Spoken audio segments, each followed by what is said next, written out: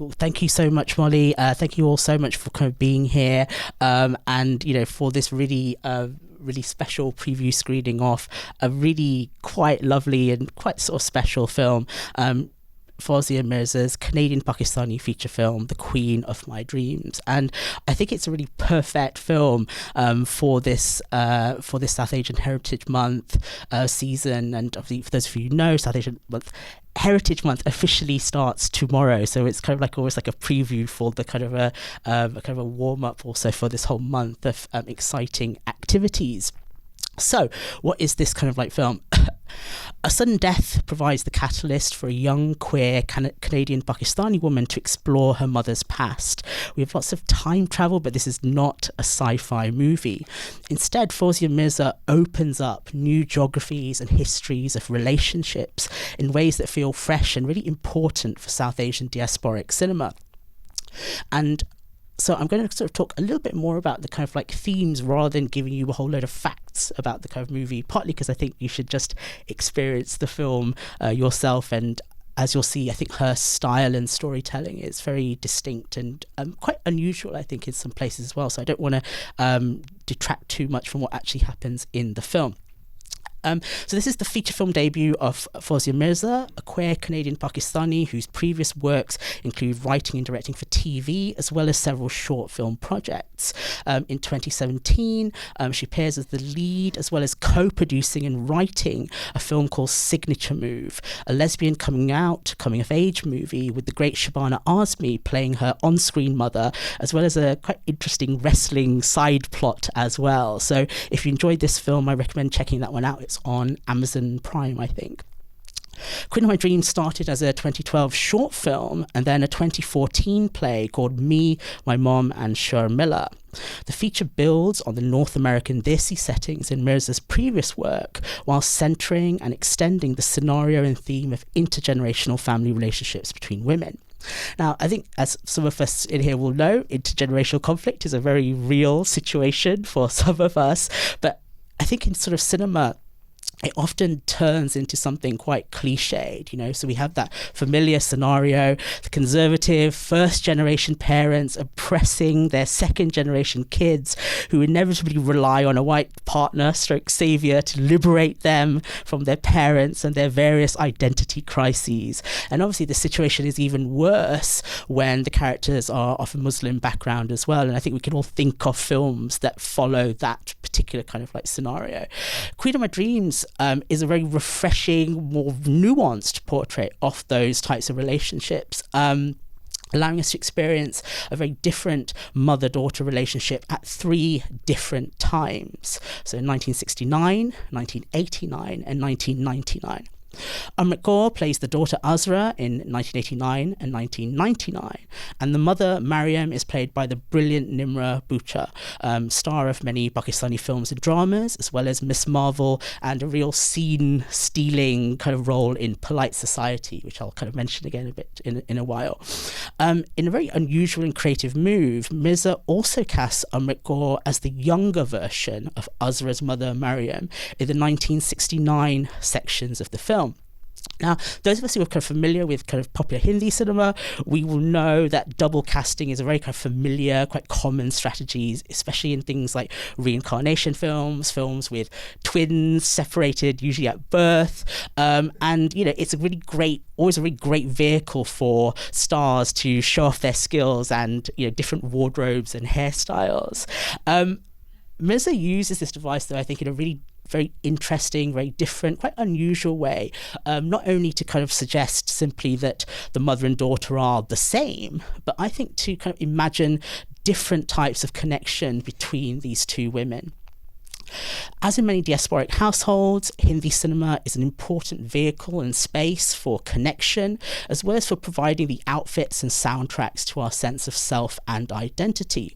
And as some of you will know, we'll be able to get a guess from this sort of like title, a Hindi film features very kind of prominently in this film as well. And I think fortunately for all of us, Fawzia Mirza and probably her mother have very good taste, because at the heart of this film is the great Sharmila Tagore and Sakti Samantar's 1969 classic film Aradhana. So the title of the film, The Queen of My Dreams, is the English translation of one of the famous songs from that film, Mere Sapno Ki Rani. And Aradhana kind of flows through this film in really interesting ways.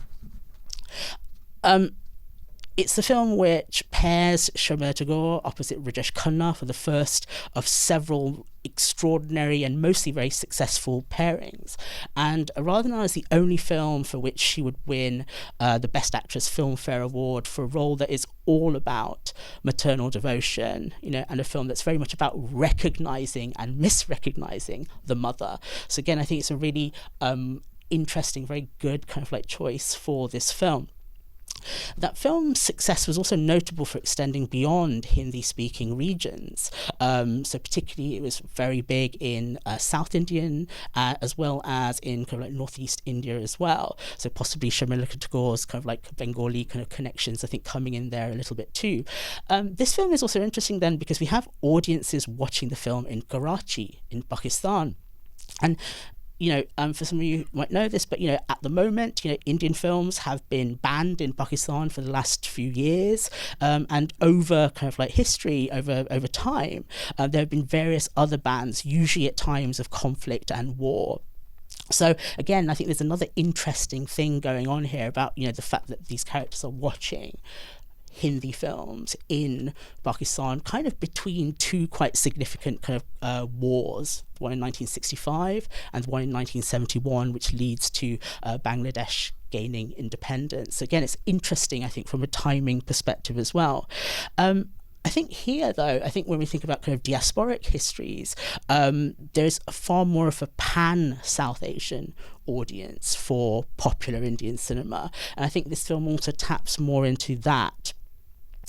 Sharmila Tagore was a hugely popular star, celebrity and sex symbol. She caused huge amounts of controversy for wearing a bikini in a magazine cover shoot for An Evening in Paris, as well as further controversy for having an interfaith marriage and making a really bold decision to continue working after giving birth to her children, one of whom is Saif Ali Khan.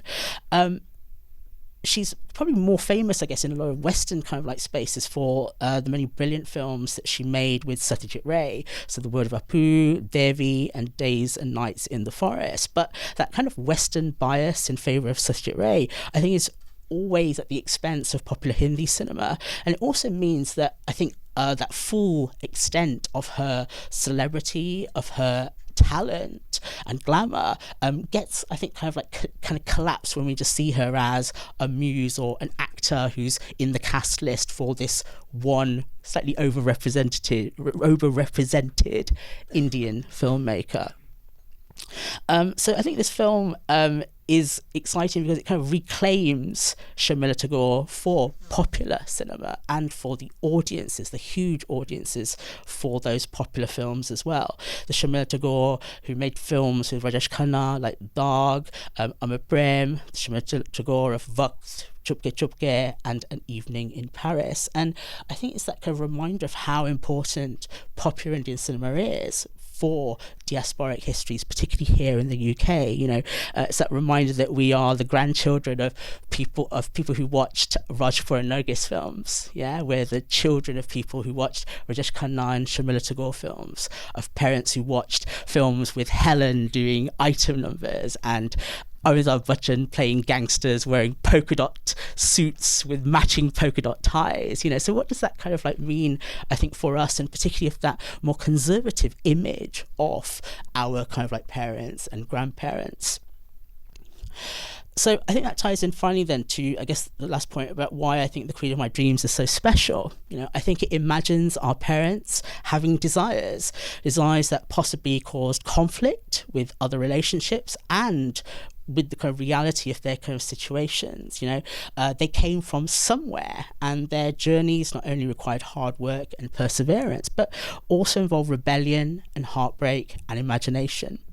And maybe that imagination is going to be really important for us, not only when we're looking forward and imagining new possibilities for ourselves and those around us, but also imagination when we look back at the various roots that have brought us here, when we think about what our South Asian heritage means to us, about what it really means to be free, to be me.